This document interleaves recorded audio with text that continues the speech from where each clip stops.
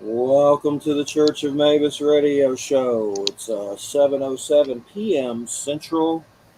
This is United Public Radio 107.7 FM New Orleans. And we got Jay McNicholas here with us tonight. And let's see, we also, our guest is Richard Grossinger. Uh, and it's good to have him back. He's been on before. And I'm in one of his books with a written interview, so I've known Richard for a good while. His new book is Dreamtimes and Thoughtforms, Cosmogenesis, Cosmogenesis from the Big Bang to Octopus and Crow Intelligence to UFOs. So, love the cover too. It's really cool. And you can't go wrong with crows and octopuses either. That's for sure. but one thing I just want to mention real quick, some things in the news. I'm not going to be long at all with this. Anne Hesh passed away. She was an actress. Yeah, she just ran her car on cocaine into a house that caught on fire, and she just, I guess, died. She was on like life support or something. Then I just saw, I don't read Salman Rushdie or whatever, but I've seen him on Bill Maher and stuff. He was just stabbed in the neck at something and sent to the hospital, which I know he wrote some book, The Satanic Verses. I'm not sure what the hell that is. I don't think he's a Satanist. I don't know. I've never read it, but it's supposed to it upset a lot of like Muhammad situations. A lot of Muslims did not like that book. I've never read it, but I've seen him on Bill Maher. But other than that, I don't know much about him. But just crazy. And then, of course, Fuhrer Shipburg von Trumpeldooch was raided. That people are going crazy about that. And like I've seen it before it's news, they're going crazy over that. Some guy went to the FBI building and fired a nail gun at it. Like, how stupid you got to be to do that? But complete insanity. Anyway, let's get to our guests. I don't like to talk about news too much, but sometimes you just gotta. It's good to have you here, Richard. It's great for your return and good to connect. And how you doing? Okay, yeah. When you mentioned the news, I did have the strange sense today of, now is this the real news? Which I've had at times before, but it really struck me today. Did all these things happen? And it's sort of similar to the things you mentioned. And I've been thinking a lot more recently, and sometimes it's hard to tell whether it's oneself or the world, that that we're just in a different place now, that we've shifted where we are. And maybe it's like we locate ourselves in the solar system, and then the solar system in the galaxy, and the galaxy in the cluster of galaxies.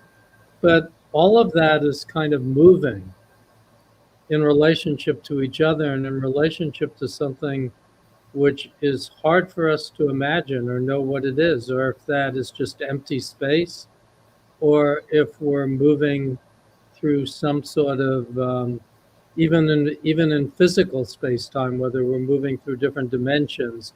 And these things that are arising are like I don't know, like little tiny symptoms of the shift. Um, I mean, maybe I'm forcing it. It's more a feeling, just feeling like this sometimes. There's certainly bigger things, like the whole range of things that have happened the last few years, from the pandemic to the invasion of Ukraine, um, to just the very powerful polarization of things. I'm reminded of the definition of the astral realm, which is that the astral, which hangs down kind of over us and through us, that it's polarized, and when we try and unpolarize it by smoothing it out, it's simply the part of it we're working with polarizes, and then that a part of that polarizes. And people are always having to deal with the way opposites come up for them. And I don't know, I'm just kind of feeling my way into this. I don't know. I I don't have understand. a path or a clue. I'm just kind of. I'll wait for you to take the Yeah, lead you're here. doing good. I understand what you mean. I mean, things definitely are getting weirder, but I definitely hope there's a positive nexus where we hit some kind of momentum that's better than what we're seeing in the world. Because I mean, the Ukraine thing is horrific. I saw Sean Penn on the news and some footage of him going over there, and just that whole scenario is horrific. That I mean, I don't want to get into it too heavily, but that Putin basically thinks it's okay to kill everyone there because there's Nazis. By that logic, we would all be dead too, Right. because we have Nazis here, unfortunately. So, and then he's threatening to bomb Ireland and us, and just crazy. Like something, something hit a switch, and then China and Taiwan and all that. And then, not to mention, crazy COVID. That's just been insane. So I guess one thing we could start off with, what is some of the I know you get into COVID dream animals. What could you tell us about that? Is that like animal allies, like shamanic? Yeah, kind of. I This book, Dreamtimes and Thoughtforms, was at one point a different book. It was a larger collection of things in which I actually had sections on COVID and cancel culture and the whole political situation, and ultimately a chapter on Ukraine. And because I'm working with inner traditions now, um, there was there was a kind of desire to pull out the esoteric parts of that book and make a different book. So I took the other part. I've renamed The Return of the Tower of Babel, um, and it's about QAnon and COVID and chaos magic, the use of chaos magic in politics.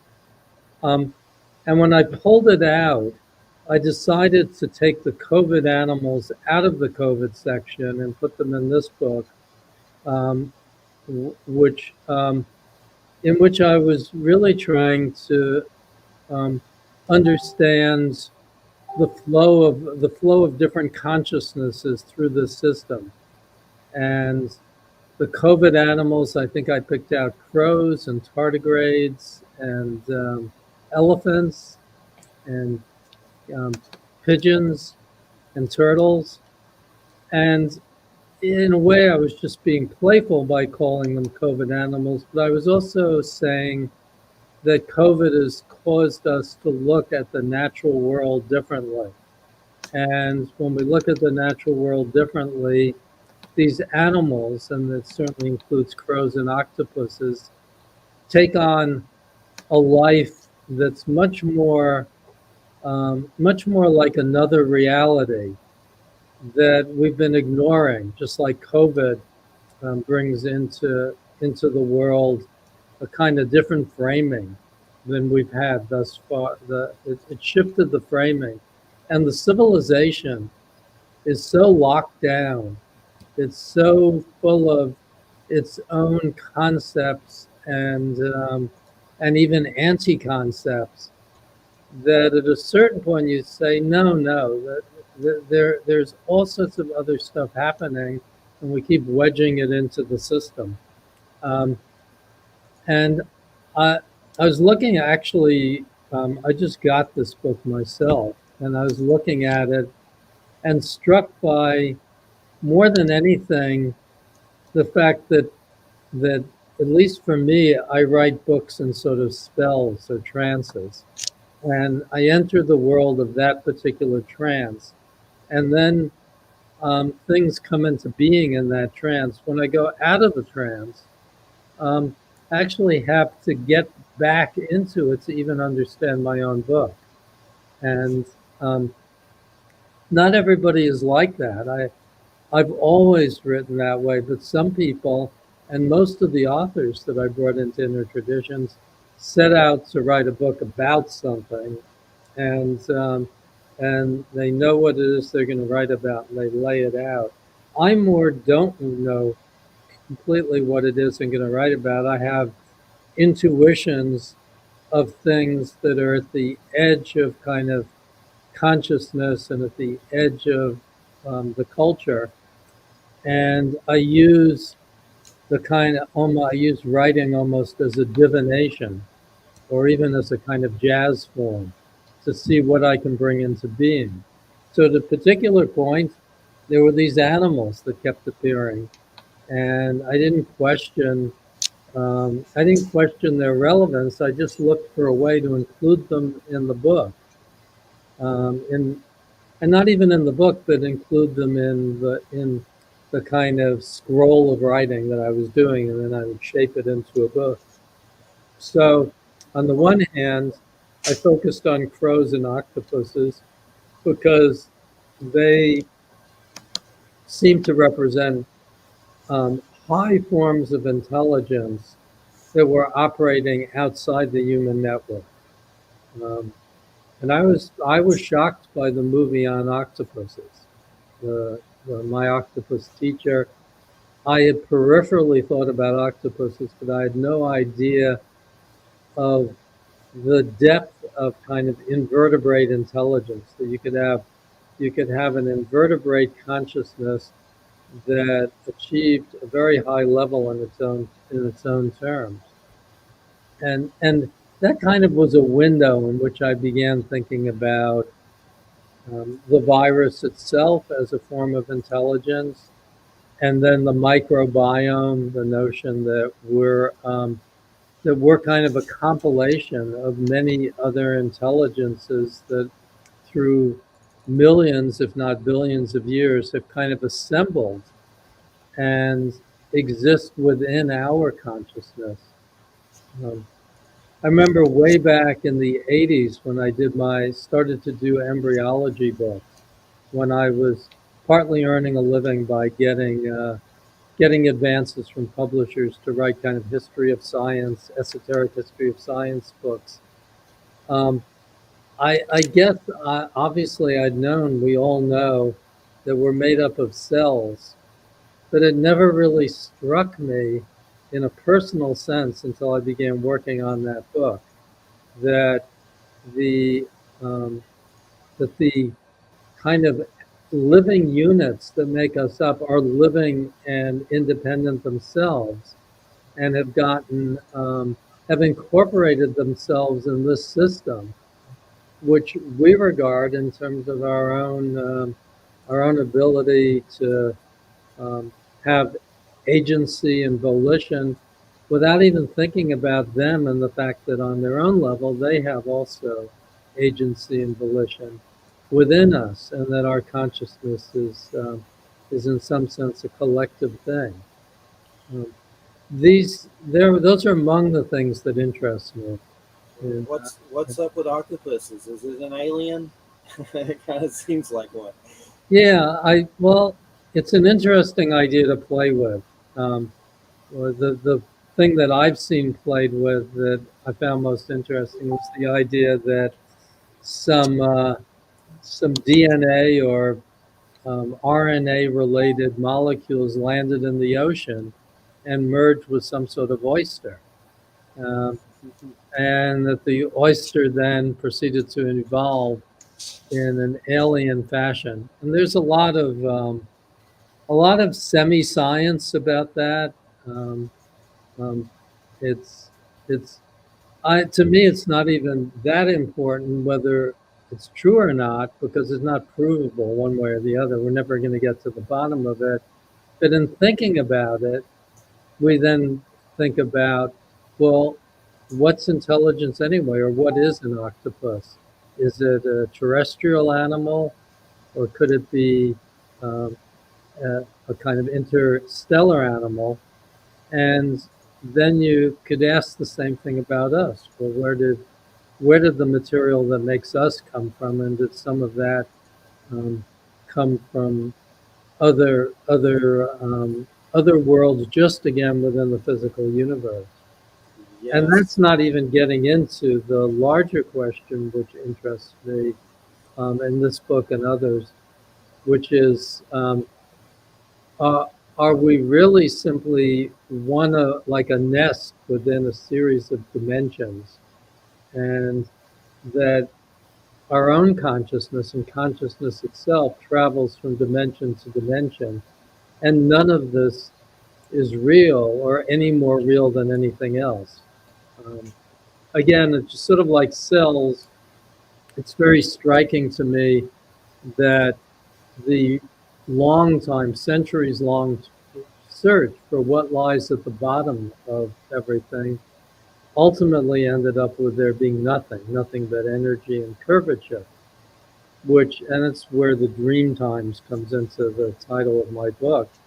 Um, it's the reality is not that different from how a dream would look. If if you were in a dream and trying to see what made up the dream, you would ultimately find it was made up of nothing. It was made up of energy of thought forms that were turning into each other. And but the reality we have isn't all that different from that. It's made up of energy, and our role in creating it and projecting it and imagining it is kind of uncertain. How much of it we make, both short term and long term, by our projections, and how much of it is like this external algorithm that's creating us. And isn't there some things with octopuses like predicting things? Did you come across anything like that? Where like I've seen they like predict the sports outcomes and weird stuff. Is there any No, validity to no, that? no. Do they do that? It's an alien. It's a prophet. I've seen weird stories like that. I don't know how credible they are. I keep thinking of this show on sci-fi called Resident Alien with Alan Tudyk. That's hilarious about a guy that's an alien that shapeshifts, but he comes across an alien octopus in a restaurant and it's in the aquarium. They're gonna eat it, and they start talking, and he frees it, runs down the street with it. But it's really good. Resident Alien. That's like the comic book form. Yeah. Yeah, But that's that's a real form too. I mean, when I talk about crows, I talk about Heckle and Jekyll too, which are kind of yeah. crows. And Resident Alien is originally a comic, of course. That's usually the case for most shows these days. One show I started recently, The Sandman, which is by Neil Gaiman, and those are comics. That has a lot of deep imagery of dreams and death and life, and he goes to hell and has to fight Lucifer, and it's really good. But a lot of imagery of wild things in it. But crows, I've always found them fascinating. I mean, I've helped a baby crow escape a garage that got trapped once, and I could have swore it came back, and you would fly by and you'd know that was the crow. Hmm. And I'd let it out of the garage. But what else can you share about crows? Have you had any crow experiences yourself? Just minor ones like in this current house, which we moved to a couple of years ago during the pandemic. Uh, we're in Bar Harbor now in Maine.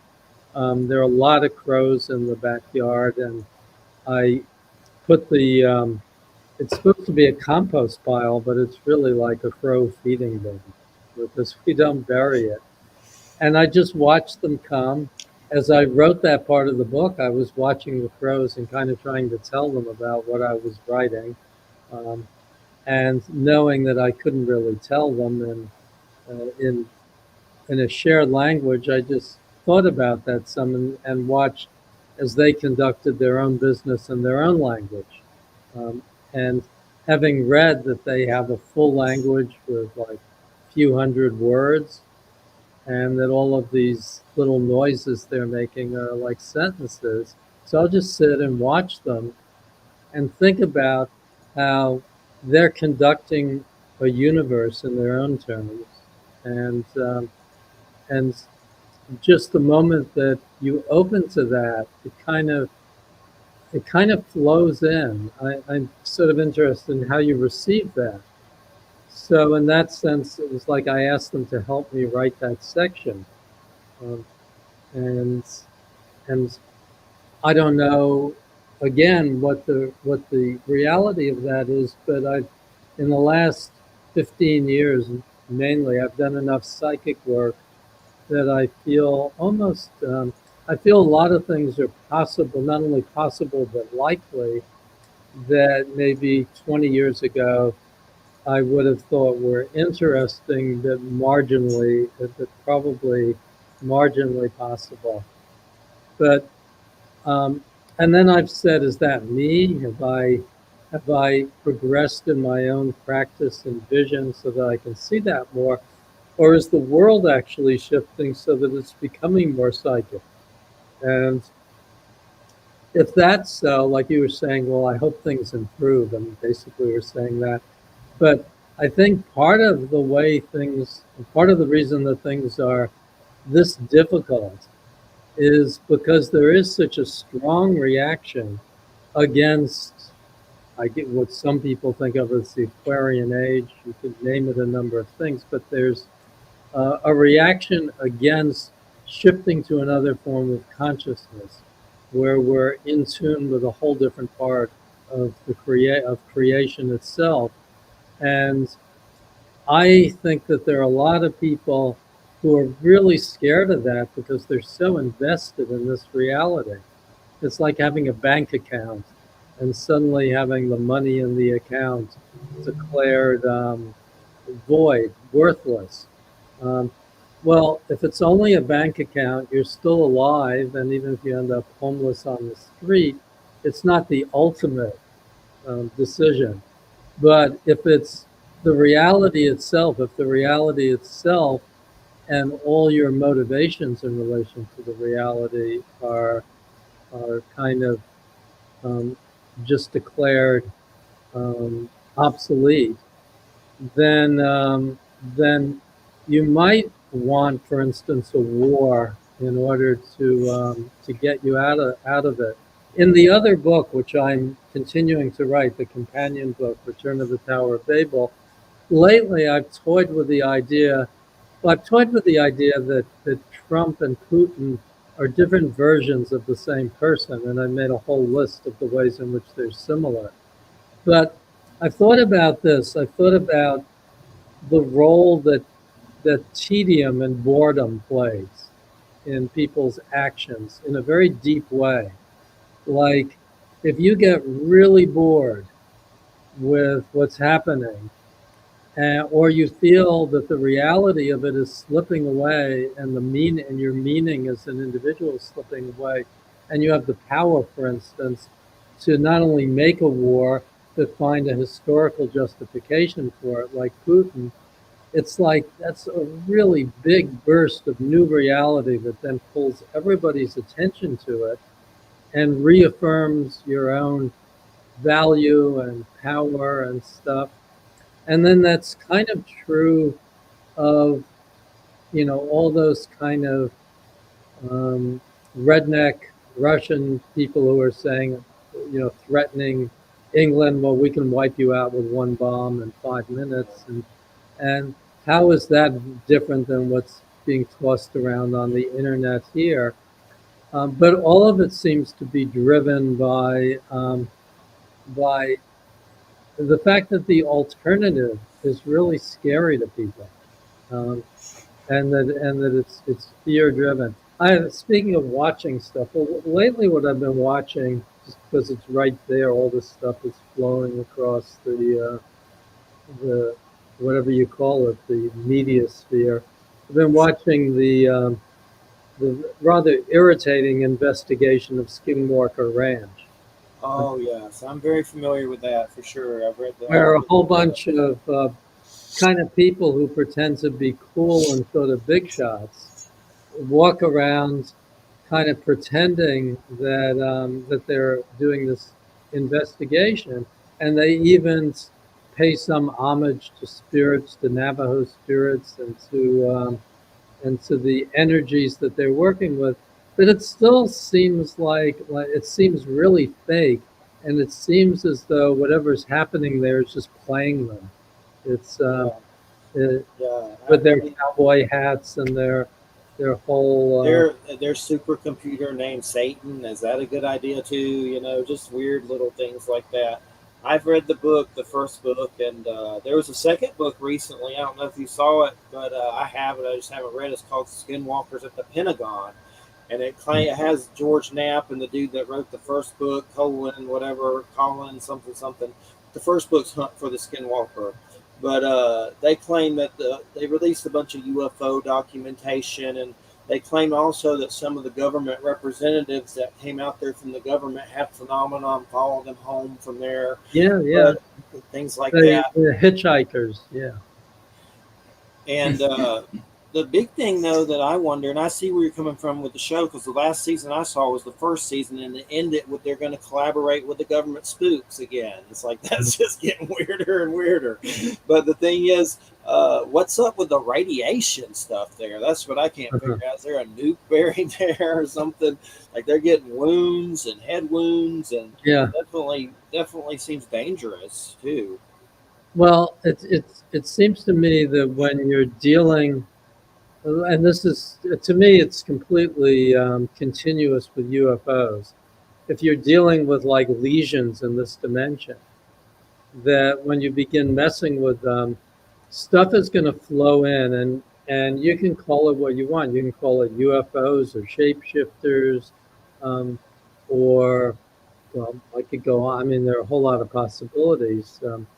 Synchronicities enter into this as well, and it finally just feels like a whole different system. There's a different system, a different way that meaning itself is being organized, and so it'll show up as radiation, or it'll show up as like a cattle mutilation. In the part of the sequence I watched, it was implied that who was mutilating the cattle were not UFOs, but these kind of like what would you call them? Like almost like trans-dimensional werewolves that flicker electronically in and out of this reality, and they're like giant cats or cat-like forms. Well, to me, that's no different from a UFO. A UFO is skirting across this dimensional framework just at another level in another way. Yes. And I mean, I think we're mostly still moored in our old reality. I mean, we conduct business day to day like that, but all this stuff is hovering around and manifesting in different ways, and it's poking into the common consciousness. In the other book, which again crosses over into this book a bit, I use some of this in here in Dreamtimes and Thoughtforms. I try and address the whole QAnon thing from the standpoint that people have gotten tired of. I mean, I'm trying to look at it in the most sympathetic way, and not all of it am I sympathetic to. But what I am sympathetic to is the idea that reality is being manipulated by scientists, by politicians, to their own goals, to their own ends. And the way they manipulate it is to pretend to not be manipulating it, to pretend to be just presenting reality, to presenting facts. And I think COVID presents a really good example of that, because there are no real sustained facts. There just are a bunch of politicized opinions being thrown out about both the origin, the nature, both the origin and nature, but also the treatment, the seriousness, and the vaccines, of course.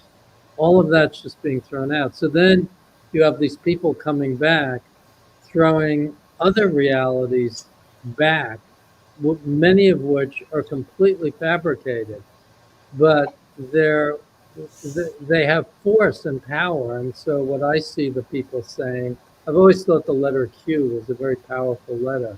And what people are going all the way back to Robert Graves' The White Goddess, where he talks of the origin of the letter Q and the court tree and stuff. I think that that's a part of it. And I think a part of it is cargo cults. You get a cargo cult like a ghost dance or something. And these are attempts to counter an official reality, which is essentially being forced on people. Yes. And yeah, It's let me leave yeah. say you go. Oh, what I was going to say, and then Putin's using Z. It seems to tie into this weird movement that puts Trump, Putin, and that Z on the same team, like battling the New World Order. And QAnon kind of seems like a Putin kiss ass or something weird. Like there's something going on. Like the Russians make QAnon. I know I've heard different things, but it's all crazy. And it's one step away from Jim Jones and the Kool-Aid, pretty much. For Yeah, sure. It's except scary. remember when Jim Jones and the Kool-Aid happened, it seemed crazy. Yeah. Now it doesn't. Now it just seems like what's happening It's at all different levels. I don't know what you do. I mean, partly you live your life, you find things to do that are interesting, but since this is a forum in which we talk about ideas and people write books. I mean, I write books. I even asked that question. Why do I write books? I've been doing it since I was 16 years old. Um, I started in, what was the year? The year was 1960, and I started writing. And I've done it ever since. And my justification for it finally is not the books. It's the fact that it's a daily meditation on a shifting reality. It's an esoteric process. And for me, it's kind of a substitute for meditation. Um, I prefer it to. I like quiet too, but my mind's not very quiet. So I can get it quiet better by forcing myself to focus in and write. And the writing has changed. I've written about very different things over the years, but the process is the same, which is to meditate on to meditate and try and find a rhythm and almost like jazz again. It's like finding an intrinsic rhythm in things that then become somewhat self-generating, and that's a lot what the books I write are like to me. And when I finish them, I kind of move on because I can go back, like years later, I'll go back and read something. Recently, I've been reading some really early stuff from that I wrote, well, I guess from the like later 60s, the first kind of stuff I had published, which was a sort of experimental prose, books published by Black Sparrow Press, which was also publishing Bukowski then.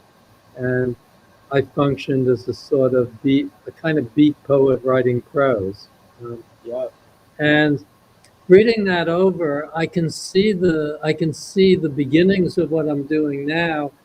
Um, I I don't have as many. I don't have as much material. I'm only like 21 years old or so. If I don't have as much experience or material, but I am writing one book. I'm writing that I've been writing since 1977, and haven't finished it. It's 900 pages long now. But in it, I try and track the changes from decade to decade through stories and experiences, and I wrap it around romance and relationship, around the relationship between me and my wife, which began when we were 18.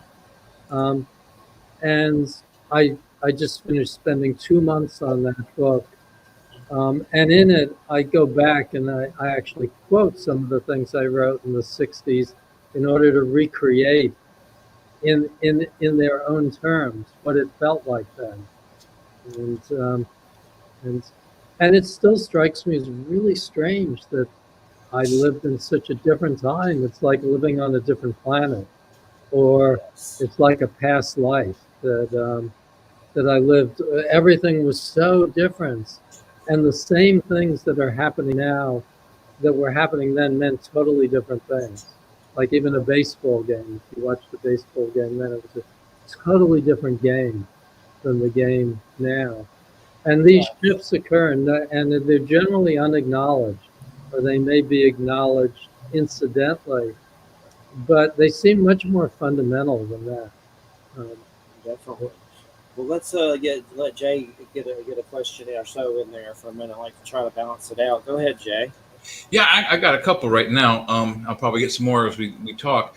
I was reading the preface, and maybe I read it wrong, so I didn't get you to clarify it. There's a paragraph in there about bardos, which, number one, I didn't know about, because I'm not too familiar with the whole ethereal plane traveling and the bridges between dimensions and whatnot. But you mentioned, and I hope I don't pronounce it wrong, proprioception altering illnesses, epileptic, migrainoid, and other seizures. In that paragraph, are you saying that these types of, and you have like 10 bullet points in this paragraph, are you saying that these different types of things that you mentioned, and these are 5 and 6 on those bullet points, they help you see these bridges to other dimensions? I'm partly saying that the idea that the bridges occur between lifetimes has to be taken into account. What has to be taken into the same account is we make such bridges during this lifetime, and we don't. We shift our state of consciousness and being. Like if you have a migraine, or if you have COVID for that matter, your consciousness shifts. The whole meaning of your existence shifts. I think that it shifts in a coma. It certainly shifts overnight in a dream, and it shifts with moods. In a given mood, you see exactly the same thing in a totally different way. Mm-hmm. And I think that there are all different Bardo-like shifts within this reality. They may be very minor, but they're real. They're substantial. In this other long book that I'm talking about, unpublished book called Episodes in Disguise of a Marriage, I try and think about attraction, like when somebody's attracted to somebody else, mm-hmm. or has an amorous relationship with them. That's a Bardo state, and in some ways, it's a jointly created Bardo state, which makes it kind of interesting, because these shifts in consciousness tend to be personal, and maybe the reason sex is so interesting to people is it involves Bardo shifts that are shared, and not only shared but co-created and created by people at each other's vibration, at each other's frequency. Those are themes I'm working with in that book, not this book, but it's the same territory. In a proprioception altering illness, is that like COVID, or is it? Yeah, maybe. I'm struck by how books are fixed. It's in type. That's it. I'm not sure. I think the word proprioception is a lot to ask people to handle. I might not have called it that today if I'd written that sentence today. But, proprioception is not a bad word for the experience of. It's a little more than perception. It's like It's like perception, phenomenology. It's like the way in which sensual experience and cognitive experience come together from moment to moment. And the poet who was really influential to me in my youth, Charles Olson, loved that word proprioception as a kind of almost like a key to the music of his own writing. So it comes more easily to me than maybe it should. But so I mean, mind shifts of mind that are caused by diseases, I guess, and that thing. certainly COVID, when COVID first arrived, that was one of the most striking things about it, was that people went into this completely unknown realm. It was like Halloween suddenly. It was like truly vampire attack. This disease, which was said to come from bats, perhaps, was in fact very vampire-like on a cellular level, and it was um, it was going right into people's blood and shifting them in some ways, vampirizing them, turning them into its own different mode of consciousness. So I think it also, the other thing it did was, in my experiences, I work in a I'll just say a major home improvement store, so we were allowed to remain open throughout the entire, the whole 2 years worth of it, and I was in the state of Maryland, and the governor basically shut the state down. He said, "Don't go out unless you have to. Don't go out to walk your dog, or no, you could go out to walk your dog, go to the store for prescription drugs, to the doctor, and to the medical, and to a necessary job." But no one listened. Everybody in the entire state came to our home improvement store to buy things they didn't need, like mulch and plants. And, every once in a while you get the one guy whose toilet exploded and he came to get a new toilet. That's a necessity. I can understand that, but you're quarantined and it came. So I think it changed people's perception in the fact that they're invulnerable. Yet all these people came out and more people got it because they just didn't pay any attention. So I see where you're going with the proprioception thing there. Now, the title of the book, Dreamtime. Now, there's the thing with the Aboriginals where they call it the dreaming or the dream time. Yeah. Are we talking the same thing there? Because the Aboriginals dream about, like, I think extraterrestrials, but some think they're gods. But the Aboriginals didn't revere them as gods. They revered them as just super beings, like superheroes or comic book heroes. But they were real to them. They weren't, like you go to the myths of Greece and Rome. We don't have proof that Zeus was around, or Jupiter or Apollo, any of those guys. So are we talking about a group of aliens that have altered perception and or altered life on the planet? I really wasn't. I was more thinking about the origin of religion itself, and the fact that the Australian Aborigine are probably conducting what is closest to the original religion on Earth. And in that religion, the entire geography is, in a certain sense, sung into being. It's sung into being by plants, animals, stones, us. And so the song lines, they're called. They're sung into being by us together. And that notion is very close to my heart, that this is a collective reality. This is a reality that we're collectively generating, and that it's really complex, because it would have to be to include the consciousness of every creature generating it. It way outstrips anything Stephen Hawking ever thought of as like what reality is, because he left consciousness out of it. So I think of the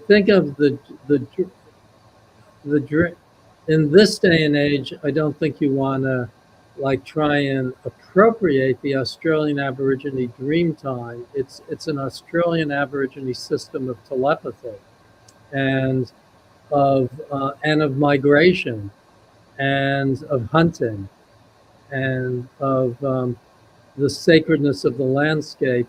But the word itself is passed out of Australian Aborigine culture, where I guess it's called Alturinga, and it's moved into culture at large. So now every culture has its version of the dream time, and does things that they call dreamtime things, and they're not Australian Aboriginal dreamtime things, but they're parallel. And in that chapter, I kind of guess at what some of the things we do that are most dreamtime like astral projection, and other forms of attunement that we have. that from which we create very Dreamtime-like blocks of meaning. And so I use it in that sense. I've been working for Inner Traditions for about 2.5 years. And I've been very close to the publisher, Ehud Sperling, and his main initiation that he talks of is during the time he spent with the Australian Aborigine, helping to develop the book on what was it called? I can't quite remember the title of it now, but it's something like Visions of the First. It's not. This isn't titled, but something of the First Day. And he had this experience on a hunt where they killed the emu. They killed an emu, and then they immediately lay down beside it and thanked it and invited it into the tribe. And that just had a huge impact on him. It was like a revelation. The religion is hundreds of thousands of years older than like the Vedas. That hominids, and human beings have been practicing this thing, and I thought of the Dreamtime and the song lines as being sort of it's called Voices of the First Day. That's kind of like the original religion, or at least the closest that we can get to it. Yeah, it seems to me that it's more of a reality than of a mythology, because they don't talk about them as, when people talk about like the old religions, especially if they're a member of a religion currently, they talk about it in sort of a way of like awe.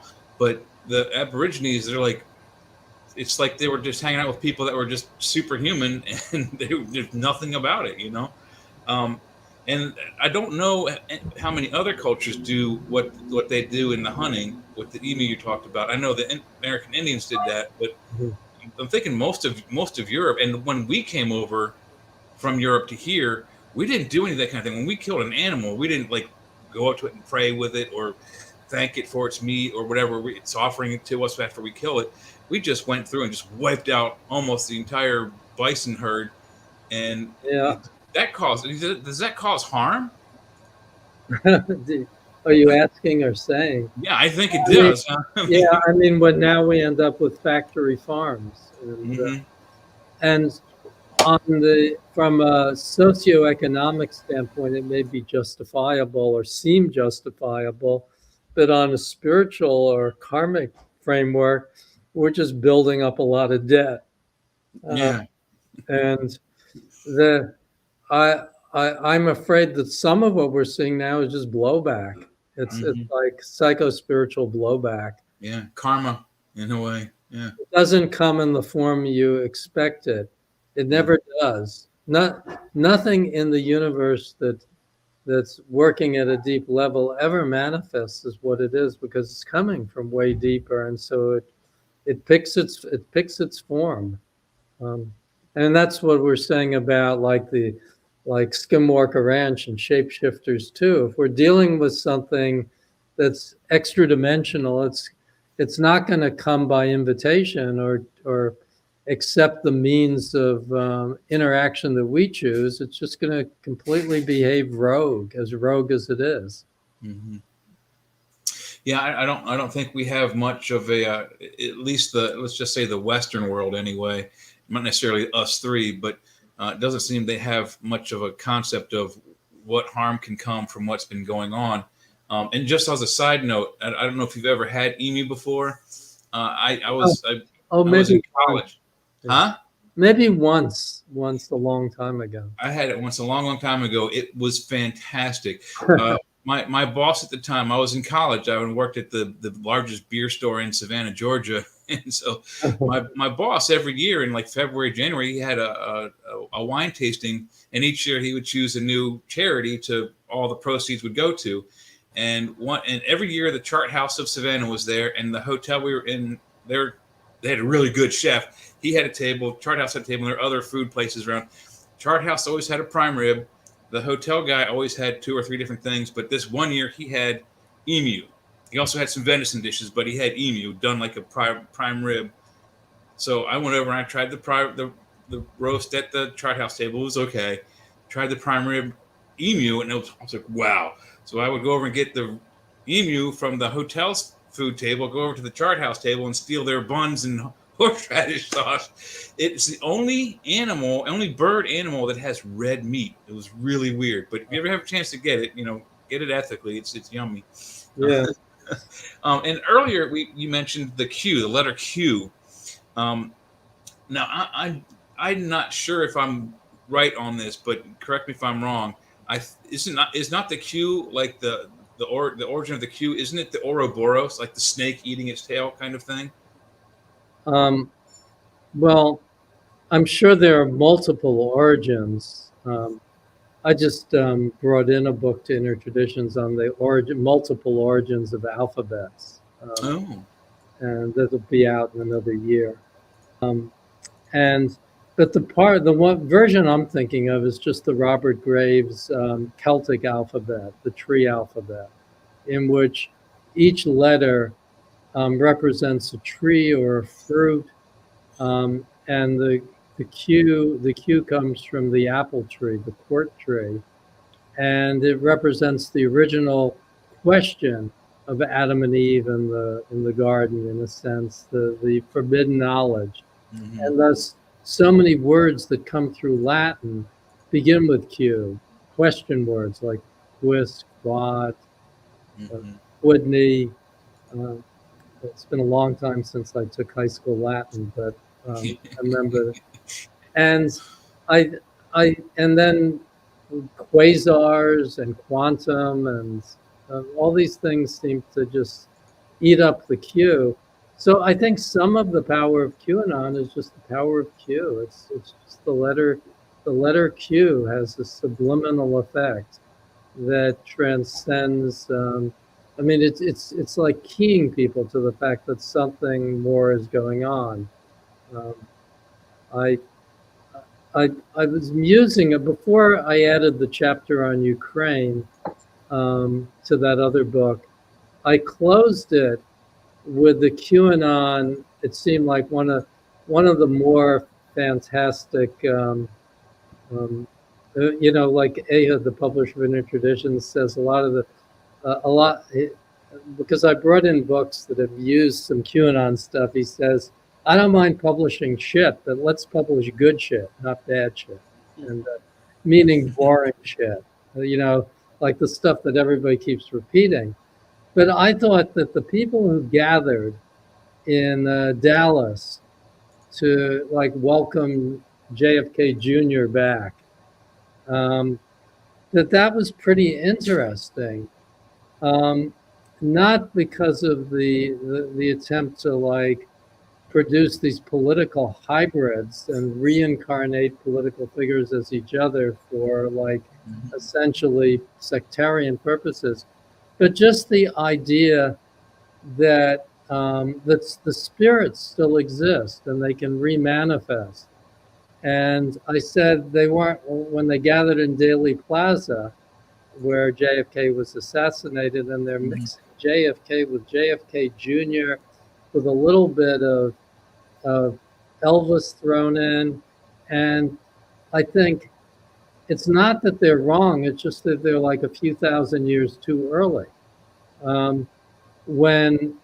If the Earth survives and progresses, it'll move more into collective consciousness, and entities will cross over back and forth. So if you need to bring somebody back for a particular reason, well, it's not that you bring back the personality, but you can bring back the energy, and you can bring back the oversoul or some aspect of that, and that will represent a new and probably more functional culture than the one we've got now, where it's just material. It's super materialism, and everybody who's in materialism is having a good time, And then when they get kicked out of materialism, they're dead and gone, and that's that. And spirits are not allowed in, but if they do get allowed in, they make sort of like entry points for them and stuff. I I, I'm kind of taken with anything which attempts to smash the current reality, but then on the other hand, in this polarized astral, under this polarized astral pavilion, some of it is pretty mean spirited and ugly.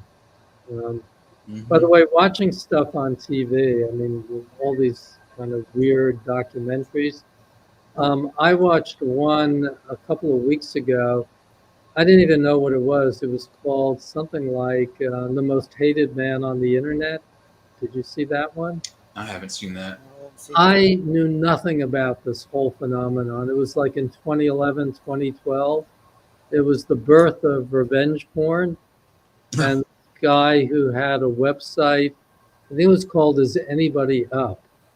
And I tend to forget more. What was his name? Something more. It was a forgettable name. He ended up in jail finally. I mean, the FBI eventually shut him down. But what he kind of crossed this line in which he just made everything possible, and it was all like under the rubric of revenge porn. It was stealing people's material from their cell phones and then putting it up on the internet and having people mock, ridicule them. And it drove some, and particularly women, of course, and it drove some to point of suicide, and in fact, some suicides because of it. And then when anybody tried to come after him, he like mobilized all his fans, which were certainly in the hundreds of thousands, maybe in the millions. They were called the family. And they then began threatening people.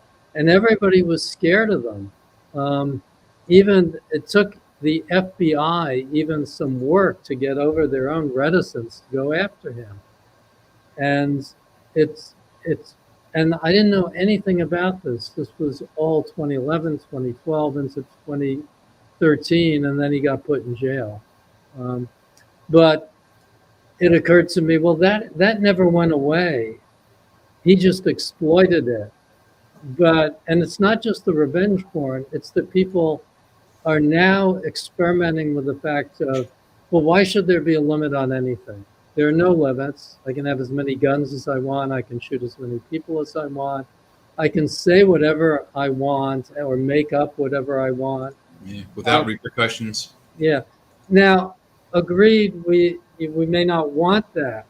But what I'm saying is it's also an energy. It's an energy in and of itself that has arisen because it's arisen in reaction to something. And what I see it in rising in reaction to is this reign of elite knowledge, of knowledge being imposed on people and being used politically to kind of put them in their place and making a mistake.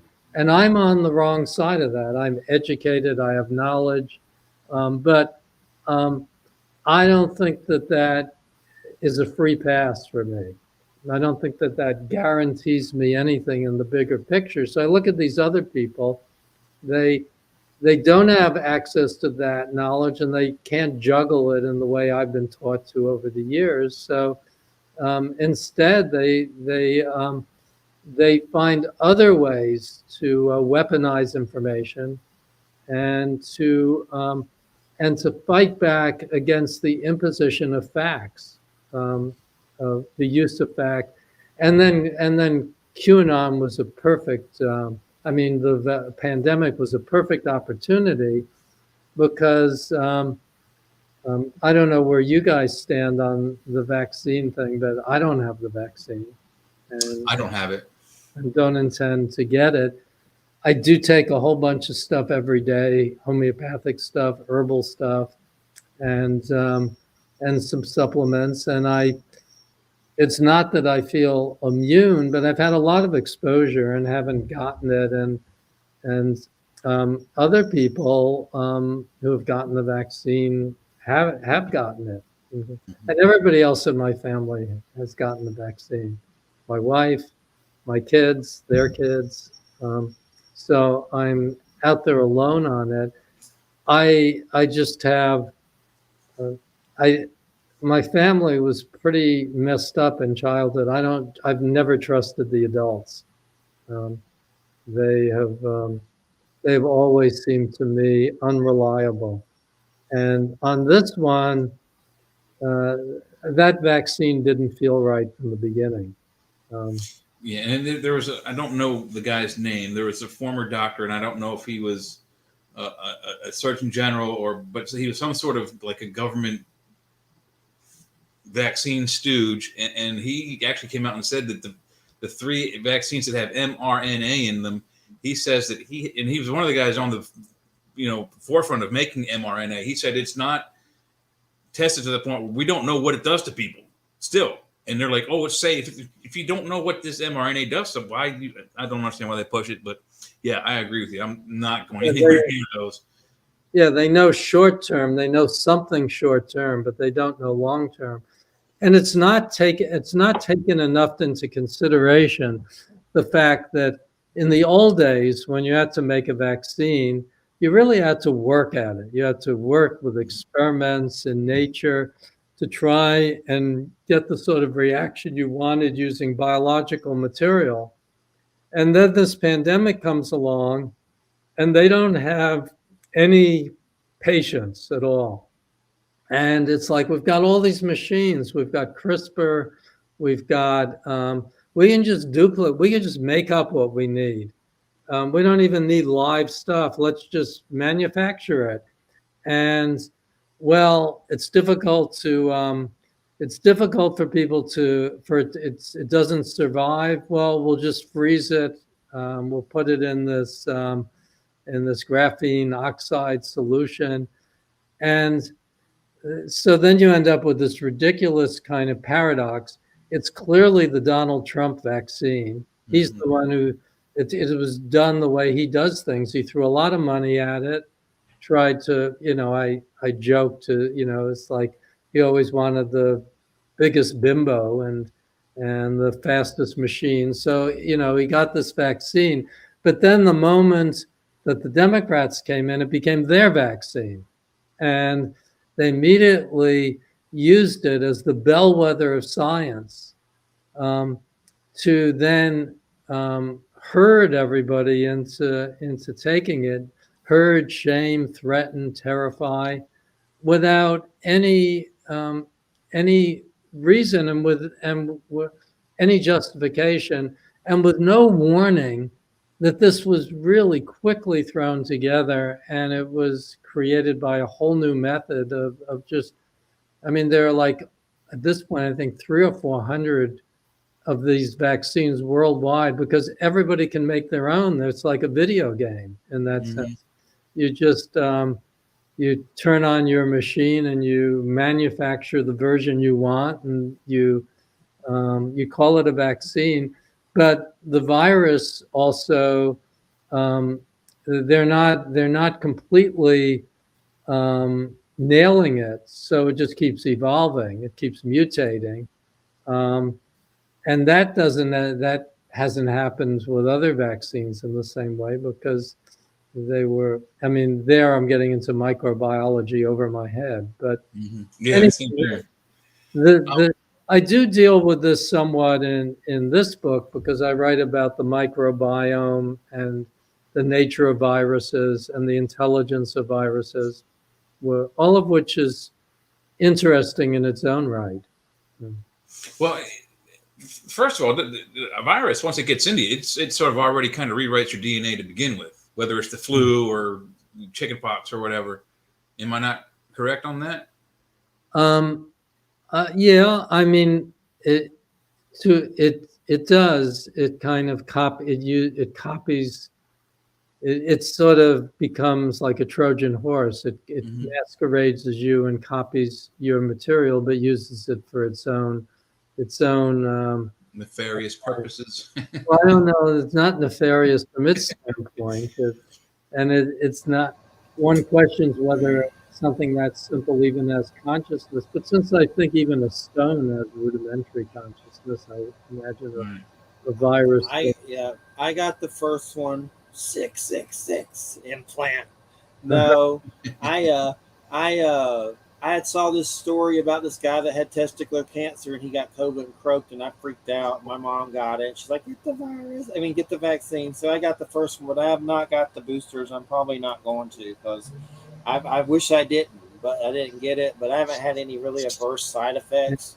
Had some paranoia that I am, but I got the first one. I'm not getting the others. It just seems like a circus. Like there's a new one every time you fart. Basically. And then I see all this crazy stuff on Before It's News, this right wing stuff about like living weird organisms are inside you now. If you got not the Pfizer one, but the other one, I forget what it's called. But there's like these serious radio hosts talking about they found like an alien amoeba inside of people and crazy stuff.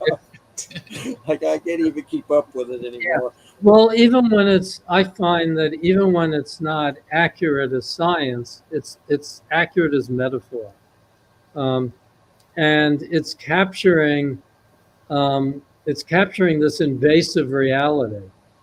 In the other book, the unpublished book, Return of the Tower of Babel, in my chapter on COVID and the vaccine, I have a section called "The Vaccine is Not the Problem with the Vaccine," which to me means the problem with the vaccine is it's the whole technocracy. It's the notion that we have to create a solution to everything, and that our solution is always going to be, we have such a down payment in the infrastructure now that we can't risk having a complete like civilizational collapse. So we get more and more wed to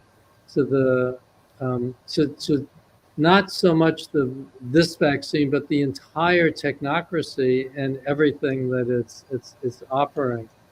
I quoted that old Tennessee Ernie Ford song, 16 tons, I owe my soul to the company store. It's like at a certain point, you just owe your existence to the technocracy and you're just herded through it. And so reality and nature have been replaced by this superstructure, which is meant to feed, heal, preserve you, cure anything. I mean, it's like, oh my God, there's this wild virus loose, fix it. Ultimately, the world of nature is much too large for us to keep fixing it. And I think that we're missing a key part of our relationship to the natural world if we keep inventing. And I mean, it's also nature. I mean, anything we make is natural because we're natural and we're using natural materials. But, well, I don't want to get off into that. Yeah. One thing I want to bring up is I know we talked about UFOs some, but my story, and I know I've told you this a long time ago, so it's been a while, and I tell this story too much, I know. But the thing that got me doing the show was when I was 17, I had testicular cancer. And then I went through chemo, lost one in the war, woke up from exploratory surgery and told we took a nut and you got to go through chemo at 17. I cried. I went through chemo, and then everything was fine, besides the psychological damage of it all. And then a few years later, my dad died. Well, I started to have a lot of weird experiences, from seeing UFOs with witnesses to seeing different kinds of beings, completely sober. Sometimes I was not. I was partying and doing stupid stuff. But there were times where I had seen different things, different types of beings with witnesses. And I had friends say, Jeffrey, you're attracting these UFOs here because of you. And they were standing right next to me looking at crazy, weird things in the sky, like energy orbs and spears that just looked bizarre. And so that led me to do the show. And when I first started doing the show, it was a little chat room where people just typed. There was no audio, and I had people like Stanton Friedman, nuclear physicist, there. He stayed on the phone with me, so I helped him do everything.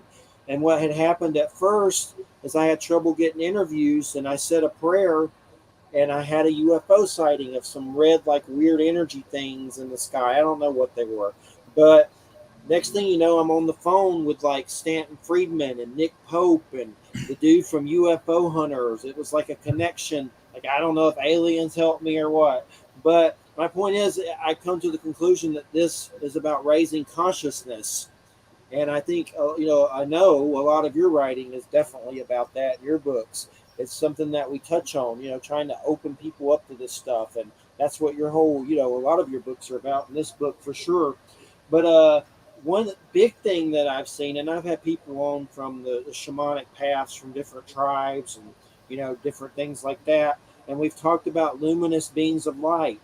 A few times I've seen some beings of light in the heavens, like they had left my home and came out of it and flew into the heavens. And I was completely sober, not even tobacco or anything. And it was kind of like maybe my suffering opened up to see what we are, energy beings, and the heavens, like that quantum realm where we may go when we die, that's around the earth, and things like that. But I know it's about raising consciousness, is my point. But one thing, I know you have a being of light story in your book that's kind of it sounds like it's more of a con situation or something. Was it an experience that happened where someone was trying to stage a being of light or something like that? Oh, that was a dream.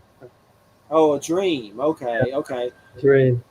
I know it was something about being of light. That section of the book, it was like the closest thing I came to a new version of the sort of writing I used to do in the 60s and 70s. I go back and forth between this dream and reality and all the illusions in the dream and the reality. And it was a real dream. There was this really dark phase for me when that went for about two plus years. It went from mid-June 2018 till October 2020, in which everything turned dark. And it followed, my sister committed suicide, and she had followed my mother and brother in committing suicide. So it was like I was in the same cult with them, and I didn't take it the same way. I didn't have I wasn't drawn in that direction, but the darkness was still there, and I just would push it away. And then at a certain point, a series of events occurred, and I just had to deal with it.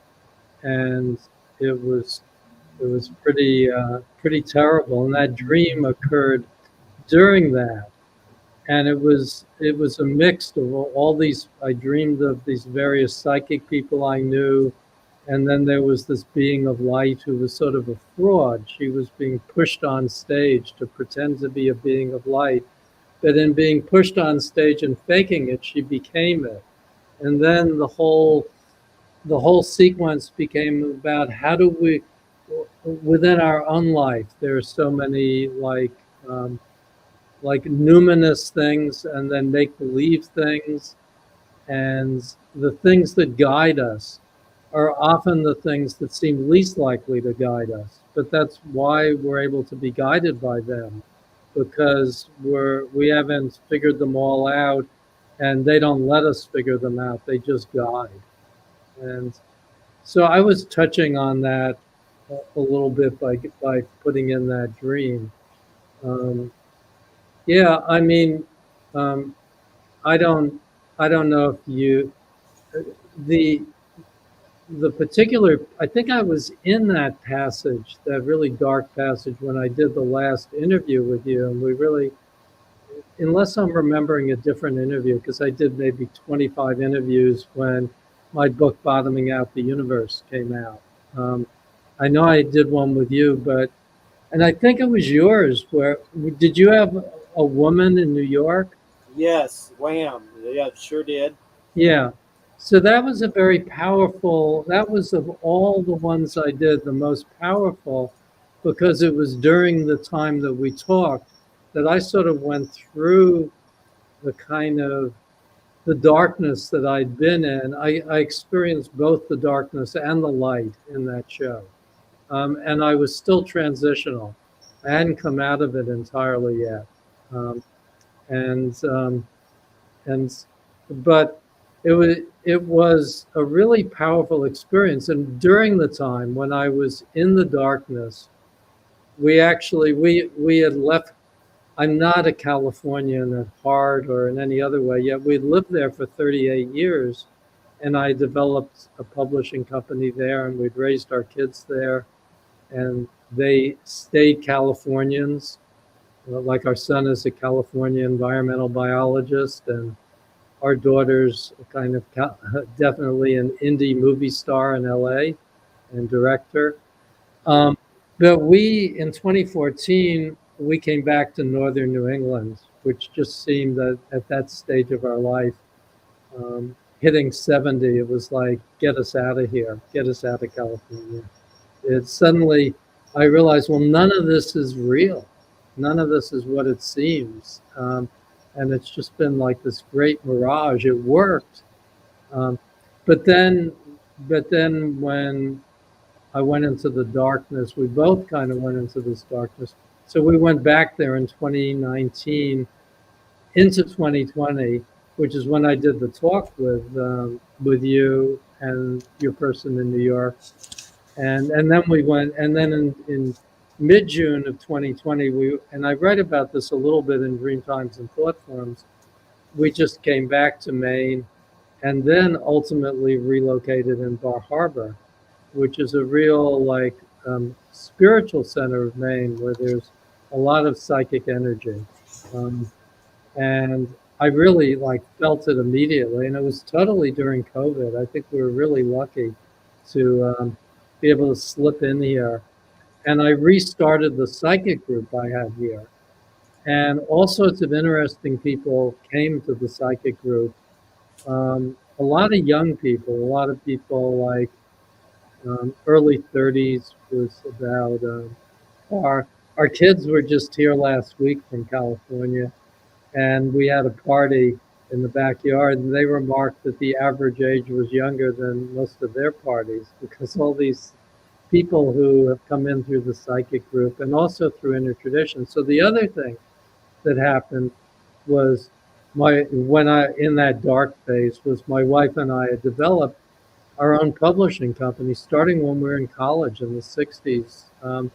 And we built it over the years. And some of those early books of mine that you interviewed me on, like Dark Pool of Light and The Night Sky, the revised Night Sky, were things I published through our own company. But then when we were back out in California, the company literally got stolen by an identity politics kind of cabal. I I was very sloppy in who I hired. It was just like, well, anybody who wants to work and willing to work, and I I just empowered people without regard for whether they gave a shit for what we had spent like 5 decades doing or not.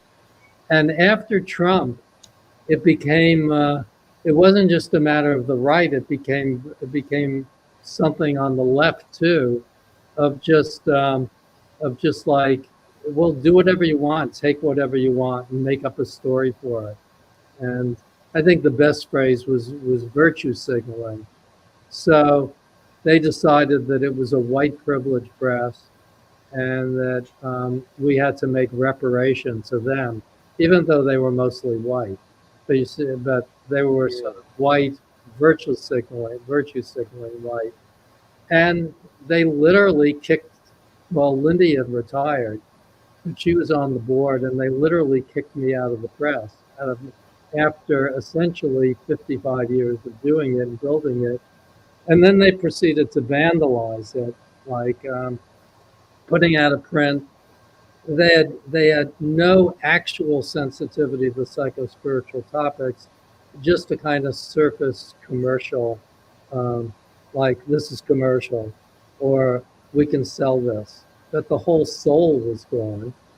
But then they thought they made up for that by the virtue signaling, like Black Lives Matter, Native Americans, none of which they actually cared about. It's just that that's how you virtue signal.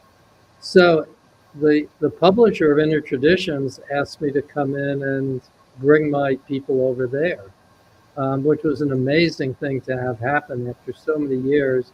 In a way, they were our main competitor. And he gave me my own list, which I called Sacred Planet Books, and a really large amount of freedom and essentially budget to work with. And I was able to do a type of publishing I was never able to do before because I never had the resources that I do at Inner Traditions. So in roughly 2.5 years since that, and this is like part of, like you were talking about, when something bad happens, there is a revelation or breakthrough. Like Ehud said, well, the only reason I can think of for this terrible thing happening to you is that you and I were meant to work together in our 70s. And that's what's happened. I brought in about 100 books in 2.5 years. And I've learned so much from these authors all over the world who come in because the Inner Traditions imprint draws more people. If you look at my website under my name, richardgrossinger.com, on my April news notes, I just made a list of all these amazing topics that I've learned about, sort of dragon energies. I'm doing a UFO book with Keith Thompson, who did the original Angels and Aliens book in the 1980s. It's called Cosmos Calling. And I've got a wonderful book from this Brazilian living in London on the spiritual evolution of animals, including insects. And I've done Matt McKay's books on the afterlife, and he was a fellow publisher in Berkeley, did New Harbinger. And when his son was murdered in San Francisco, it changed his belief system. This maybe 15 years ago, because he felt in touch with his son. And he never believed any of that before, but he's done 3 books since then, 2 of which I did with Inner Traditions, on essentially channeling his son in the afterlife. One of them is called The Luminous Landscape of the Afterlife, and the other is called Love in a Time of Impermanence. But 100 or so books is a lot. And it's really been like sort of a cornucopia of things. So, I mean, every place has its flaws, but I'm a big fan of Inner Traditions. And it's also given me a critique of how I did publishing over the years. I was never committed enough. I never really honored the truths and the mysteries that came to me, and I paid the price for that. But on the other hand, the guides were kind because they made me pay a really big price, essentially losing an entity which we had developed over our whole lifetime and given a lot of our own personal money to, including recently, to keep it going. Money that could well have been used elsewhere, given what happened. And yet, for all that, for the punishment, for essentially being such a fuck up for so long, I get this gift of being able to curate books through a much more like awakened, alive vehicle. And so that's part of what I've been doing and really enjoying. And my own books being published by Inner Traditions is a kind of side thing. The kind of vandalization of North Atlantic Books included putting my 14 books out of print that were in print and pulping them. So gradually Inner Traditions will bring them back into print, but there's no rush because they're still available in secondary markets. So why bother at this point? And so I'm doing these new books with them, and maybe we'll do. They've been debating whether the Return of the Tower of Babel is too political for them to do, but I think they're going to do it. Um, I'm just going to rewrite it so it's a little bit more metaphysical. Cool. It's already about chaos magic. So. Yeah, that's very interesting. I've been working with Intertraditions for like 14 years, maybe a long time, getting guests. It's been a long time. They have great guests always. Like always provide great guests and send them over. And if I want unique guests, this is definitely the best way to go for sure. No doubt about it. Love Yeah, it. we went over there. I got to go over there. It's not that long a drive from Maine to Vermont, and really got to hang out with them for the first time since I joined. And they gave Lindy and me a 56th anniversary party, and a lot of the authors I have from the Northeast came. And we also used to live in Vermont. We started North Atlantic Books in Vermont in the early 70s. And so it was somewhat like a homecoming, too. And I just was really surprised at all the synchronicities. I have this amazing book on synchronicity that just came out in the last week or so by Bernie Beitman. Have you run into him? Yes. He's coming on in November. Yeah, he's great. He's like on synchronicity like no one else, even outdoes Jung. He's just like on top of all the layers of synchronicity. He's great, and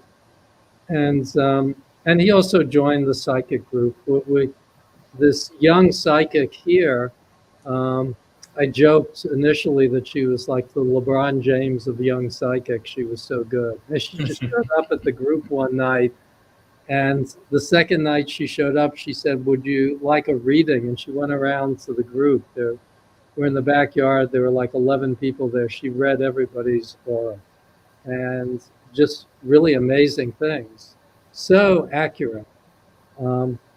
And she described, Brittany, she's a real regional, local Maine girl who, when she was 17, her father, who wasn't living with the family at that point, died in a fire. And she went running to see like the firemen at this building burning down. And what she experienced was soul leaving and giving her this incredible power. And since then, she has been sort of building her capacity. And I've known a lot of older psychics my age or older or in my age range, but she was the first one who's really like a rookie psychic and who has remarkable abilities and just very light. I in my writing about her, I said like she's a little bit like blueberry ice cream. She's so her psychic work is so simple and direct. But anyway, all of this has been like in its own quiet way, a sort of luminous rebirth. To be able to work for inner traditions, live in a place I call a synchronicity sinkhole, and kind of have all these new people around. And it's John Friedlander, who I did this wonderful book by called Recentering Seth. I worked on it for years, transcribing from his classes. We got a cat, and he said that he would invite the oversoul of our first cat from the 60s, which is the only cat I really liked a lot. I think we had about 15 after it. He said, well, that was a psychic cat. He said he would invite the oversoul of this cat into a new cat. And I literally woke up in the middle of the night. He said, you'll get a clue. And it told me the town to go to, which happened to be the town that this woman, Brittany, came from years ago. And we actually went to this shelter there called the Ark and got this cat. And I don't know, in my April news notes on on my website, I write about this. I don't know exactly what the oversoul of a cat would look like if it came back like 40 years later, but she's doing a really good impression of it. If that's what it looks like. I have a niece who came and visited who said, "Well, is it really the oversoul of your first cat?"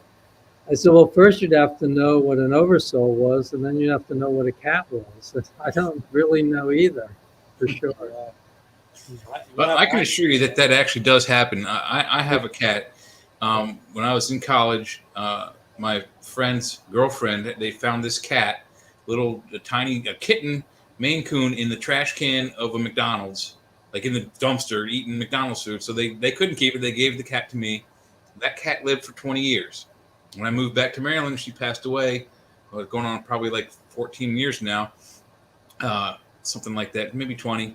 And anyway, so when I was deciding whether or not, once I found out she had like cancer, I had to decide right then. I was sitting at the bar at my favorite restaurant. Do I want to kill my best friend, or do I let her live till she suffers and dies? So while I was just debating that in my head, one of the waiters I knew came by and said, "Hey, we got this cat. Nobody wants it. You want it?" And I'm like, "What kind of cat is it?" Because it's a long-haired female black cat. And I'm like, "You're kidding." He's like, "No." I'm like, "Give me a week." So a week goes by. I have a couple days to decide my cat. So I have her put down. A week after I have the old cat put down, this new cat comes to me. So I go to the restaurant to go pick it up. The waiter and his mom were working there. They called the father husband.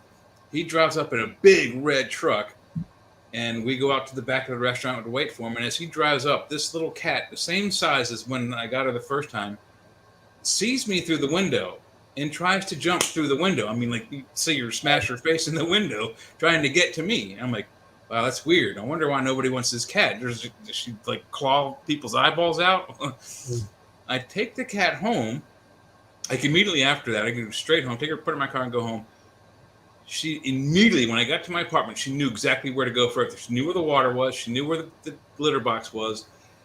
My other cat that I had at the time, whose name was Lucifer Sam from the Pink Floyd song, I put her down on the front of the lobby of my apartment, closed the door. The other cat comes and looks at her and goes, "Hey, it's you." She goes, "Yeah, it's me. Get out of the way." She runs past him right to the food, and he looks at me like, "Can I go to the vet? I want a new body too." But it's the same cat, same personality, same habit, same. I mean, I can't go anywhere in this house with both of these cat bodies without following me wherever I went. So it happens. Yeah, it's like that old Warren Beatty movie, Heaven Can Wait.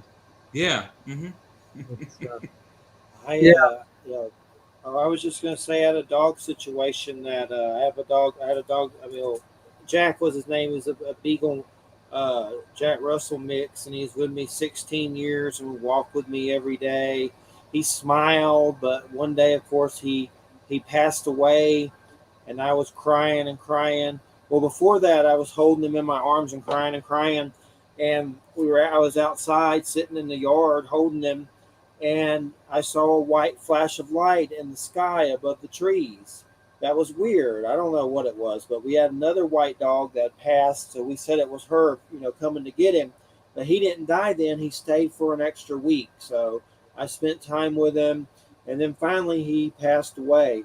But that affected me on so many different levels. But recently, Christina, fiance, she found a puppy someone threw out right in front of her in a park, and she got it.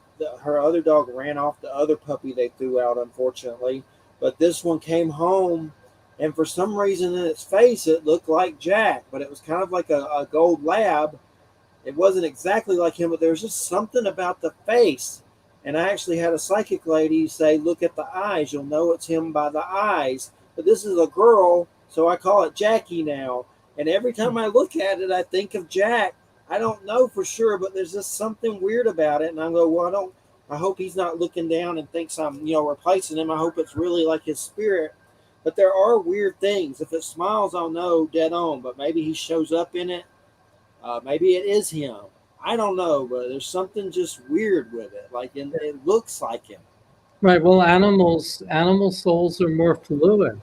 I mean, again, we're supposedly the peak of evolution here, but we're only like one peak, and maybe there are these other creatures just are much more fluid. It reminds me of a John Friedlander line. What was it? Humans are not the only beings who are able to be enlightened. They're the only beings who need to be enlightened. Something like that was his line. Um, the Yeah, he's my main psychic teacher, and he did his look at his book Recentering Seth, because I basically put that together from his listening to maybe 200 hours of his workshops. And he had sat with Jane Roberts when she channeled Seth, so he picked up communication to. I mean, it's not Seth because Seth only came through Jane Roberts, but it's the same like multi-personhood, like combination intelligence that he was communicating with, um, and um, and that was in some ways for all the publishing other people's books over the years. That's the one that I put the most of myself into, because I thought it was nothing else like this material about like what this reality is. Um, I saved the cover of that book earlier just so I could find it, and that Afterlife book you recommended too, just so I could find them later for sure. And so we got about 10 minutes. Jay, did you have a question you wanted to ask before we end? I did, yeah, because we had been talking about global consciousness and our intelligence being affected by illnesses and whatnot. Do you think COVID is negatively affecting our global consciousness and our ability to possibly even migrate onto the next plane? Well, I don't think that anything on the physical plane will affect, the next plane. I do think that it's having, I think it's having a negative impact and a positive impact. I write about what's his name, Zach. I forget his. I'd have to go look at my book to see his last name. The guy who writes about how viruses. They contribute information. They contribute evolutionary information to us, and have always done that.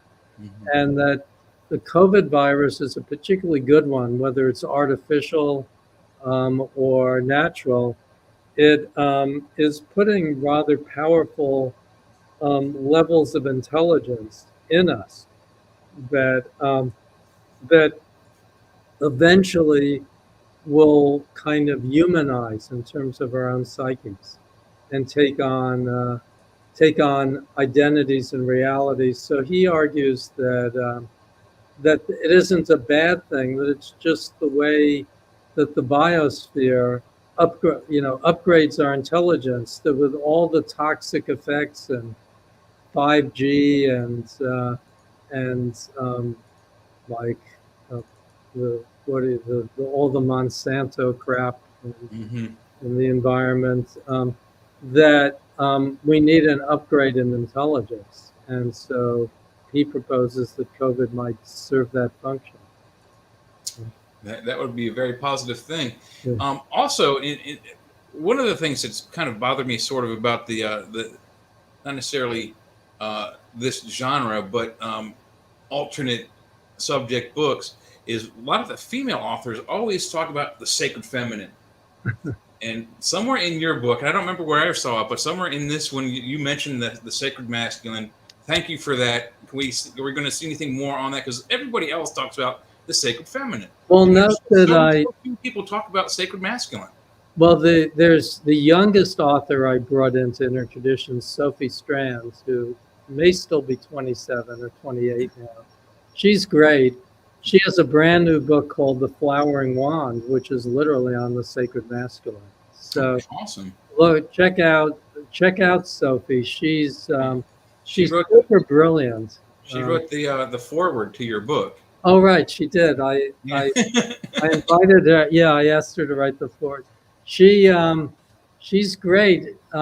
She went to Bard College recently, and had as a teacher, sort of emeritus teacher, a guy who, when I was a teenager, I wasn't at Bard.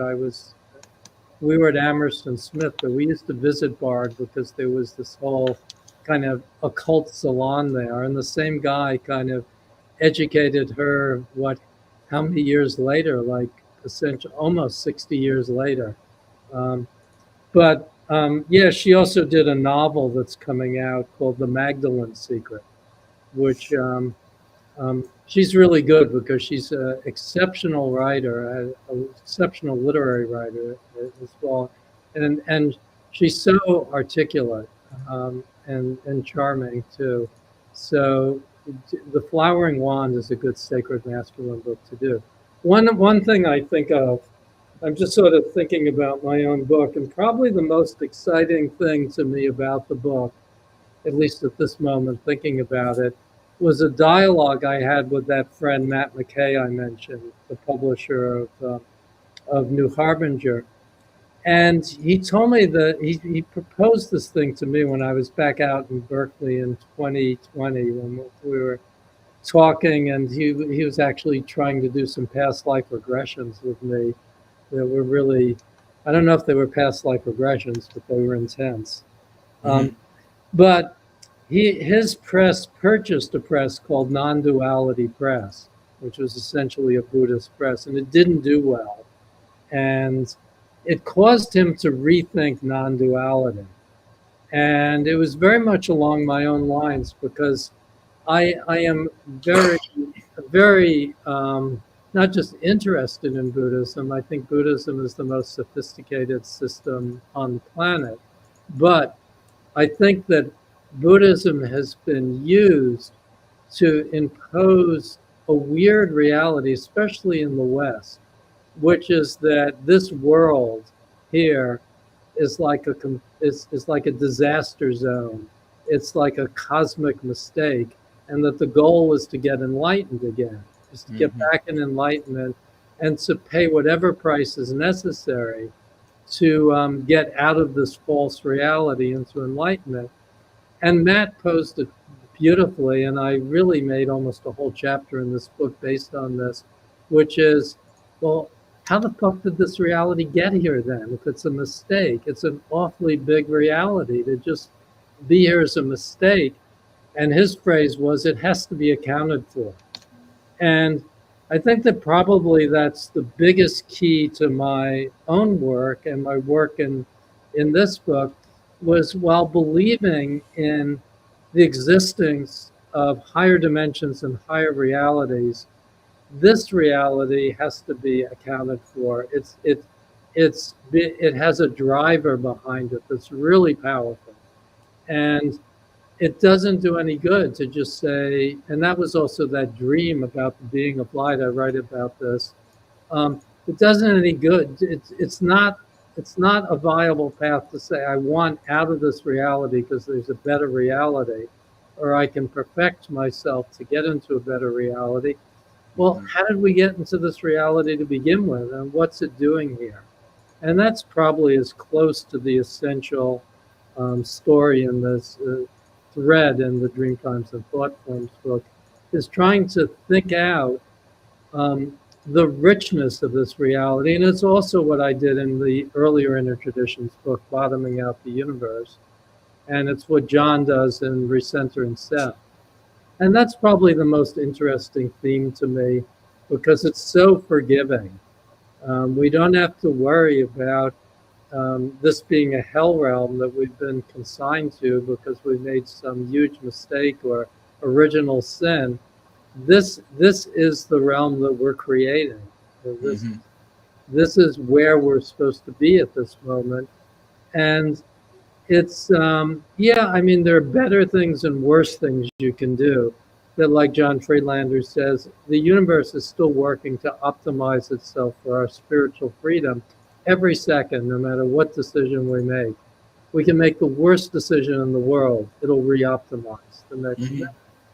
And that's true. We make some really bad decisions and do stupid things, but it reoptimizes. And so I think it's an interesting, powerful reality. And in any case, we're in it, and it's not replaceable. We can't just instantly say, okay, I want to dial in a different reality. Yeah. And people who try to do that end up in worse trouble. Well, guys, we got about 3 minutes left. Richard's book is that's Richard Grossinger, Dreamtimes and Thoughtforms, Cosmogenesis from the Big Bang to Octopus and Crow Intelligence to UFOs. It's great to have you back, Richard. It's always a pleasure. Thanks so much. Yeah, thanks, you guys. Yeah. Everybody have a good weekend. Watch The Sandman. It's really good. Okay. Yeah, a weird trip for sure on Netflix. It's definitely weird, but it's good. Yeah. David Thewlis is in it. He's like a villain. That's pretty good. Oh, right. He's a good actor. Really interesting actor. Yeah. All right. He was the one who did Naked, right? Years ago. Well, yeah, it sure was. I haven't seen that, but I saw it. I saw the cover of it or something. I was like, I need to see that. It looks weird. Dragon Slayer. Yeah, he's been Not Dragon Slayer. I watched Wim Wenders' Submergence is really powerful. But on my website, I have something called Guide to Cinema, and I've probably got like 100 movies reviewed there. Cool. I'll have to check it out. Well, what was that called? Submergence what? Submergence, the Wim Wenders film from 2018. It's simultaneously about life on thermal vents in the bottom of the ocean and jihad in Somalia as two darknesses emerging at the bottom of this planet. Cool. I'll check it out for sure. All right. Well, we appreciate it so much. Thanks everybody for listening. Have a great weekend. You Good too. night, everybody. Good night. All right. Man, I'm tired. Yeah, that was a good interview. We never got to UFOs really though. I wanted to get to that. We ran out of time. It went by fast. Yeah, it did. All right. You staying for anything else? I'm going to stay in for Joe's show, but I'm going to go upstairs and have a smoke first and then come back down for it. All right. All right. I'll catch you later. Bye-bye. Yep.